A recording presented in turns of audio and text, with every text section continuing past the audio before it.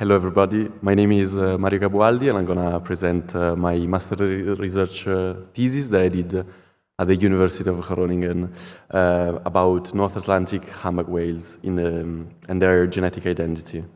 So, North Atlantic humpback whales is one of the most studied population of baleen whales worldwide. However, our genetic informations are based on data and publications they are 25 years old, and they were mainly focused on the Western North Atlantic. In this basin, whales migrate between northern high latitude feeding grounds and two main breeding grounds. The first one and the biggest one is the Caribbean breeding ground. It's about 11,000 individuals, even if it might be more.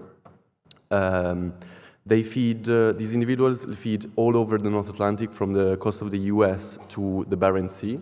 And this breeding ground can also be divided in the much larger Greater Antille wintering ground and the Lesser Antilles, with a few hundred individuals mainly feeding in the Eastern North Atlantic.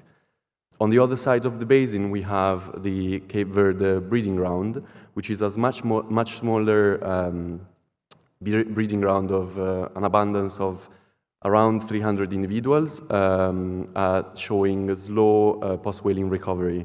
These animals feed in the Eastern North Atlantic exclusively based on PhotoD data. And this archipelago is also thought to be a wintering ground for Southern Hemispheric humpback whales, because sightings of humpbacks during the summer, boreal summer, were made in the archipelago. So the aim of this project was to reassess the ocean-wide population structure, and we based three main questions, and we asked ourselves three main questions. We wanted to know how many genetically distinct breeding populations we could find in the North Atlantic. We wanted to search for migrants from the Southern Hemisphere, and also we wanted to focus our attention to the Eastern North Atlantic, since most of the studies had more data on the Western. So to do so, we used almost 3,000 unique individuals that were genotyped at 19 microsatellite loci, and we also had a fragment of the mitochondrial control region of about 500 base pairs. Samples are coming from 17 sampling locations, and specifically 800 are coming from the Eastern North Atlantic. This data collection was done in 33 years of sampling effort by multiple providers and collaborators. The analysis that I did were based on microsatellite data, to investigate population structure, we're using Structure, which is a software that implements a Bayesian clustering method to identify genetically distinct clusters. I also calculated the pairwise genetic divergence estimates using Viren-Cocheram's data among different locations in the North Atlantic. Regarding mitochondrial DNA, we also calculated the pairwise genetic divergence as phi-ST in between the Western North Atlantic feeding grounds and the Eastern North Atlantic feeding grounds. We also calculated the gene flow, as in the migration rate, the female migration rate in between these two areas with the Bayesian software Migrate. So regarding the results, I'm going to first present you the breeding ground population structure. This is a structure plot. Every vertical line represents a genotype, and different colors means different genetic clusters. Starting from the left, we find that all Caribbean animals were clustered with a blue cluster, which we're going to call Caribbean breeding populations. There was no further substructure in between these two areas. However, in the Capo Verde archipelago, the situation is a bit different. We find an endemic eastern breeding population with individuals clustered in an orange, with an orange color. But also we find immigrants from the Caribbean breeding population, and also interbred individuals in between the Western and Eastern breeding population. Additionally, we find two Southern Atlantic immigrants that were sampled during this boreal summer, clustering in red with the Gabonese southern hemispheric animals. Regarding the feeding ground population structure, here's again on the top another structure plot. We divided samples in between Western North Atlantic, which goes from the US to Greenland, and the Eastern North Atlantic. We didn't find any population structure in the Western North Atlantic. However, in the Eastern North Atlantic, the situation is a bit different, as it seems that there is a non-homogeneous admixture in between the Western and Eastern cluster, even if we couldn't really identify specific individuals.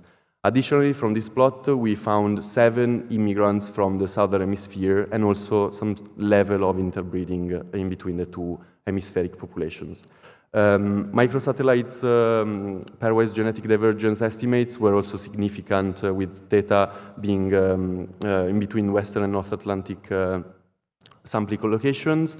And this sort of signal of heterogeneous distribution of genetic variation was also even stronger with phi-ST, with mitochondrial DNA of an estimate of 0.1, which results in more or less one female migrant every 3 years in between the Western North Atlantic feeding grounds and the Eastern North Atlantic feeding grounds, suggesting a very strong maternally directed philopatry to feeding and summer grounds. Because of this sort of unhomogeneous distribution of clusters in the previous slides and in the structure plot, we decided to reanalyze samples from 4 Eastern North Atlantic locations using the same parameters, and to sort of search for this Eastern cluster at a better detail. And we discovered that we find Eastern breeding populations, the Eastern breeding population and individuals in Cabo Verde, as previously shown, but also in Norway. We didn't find any in Iceland and Ireland. These sort of individuals that we clustered with the endemic breeding population, we checked their mitochondrial sequences, and we see that all individuals that were clustering with the Eastern cluster shared the same mitochondrial haplotype, suggesting very low haplotype diversity. This Eastern haplotype was found in 35% of the samples in Cabo Verde, 7% in Norway, and 1%, almost 2%, in Iceland, suggesting also that Iceland is, as previously shown, a feeding ground for Cabo Verde animals, even if to a lesser extent. On the all other samples in our dataset, we couldn't find this haplotype, especially in the West, but one individual in the Lesser Antilles, suggesting some sort of movement between Cabo Verde and the Lesser Antilles. So, to sum up, in the North Atlantic humpback whale is divided in 2 breeding populations. The first one is the Caribbean breeding population, prevailing in every location. And the second one is the Eastern breeding population, which with a restricted distribution in the Eastern North Atlantic. We found also a strong mitochondrial divergence between the Western and Eastern North Atlantic. However, we didn't find any further substructure in our analysis. Regarding this Eastern breeding population, we sort of found 3 main results. That only 20% of the Cape Verdean animals are actually from this endemic population, the others being either immigrants or the result of interbreeding between these 2 genetic clusters. With the addition of this strong fidelity to Norwegian waters and the fact that they all share only one matrilineal lineage,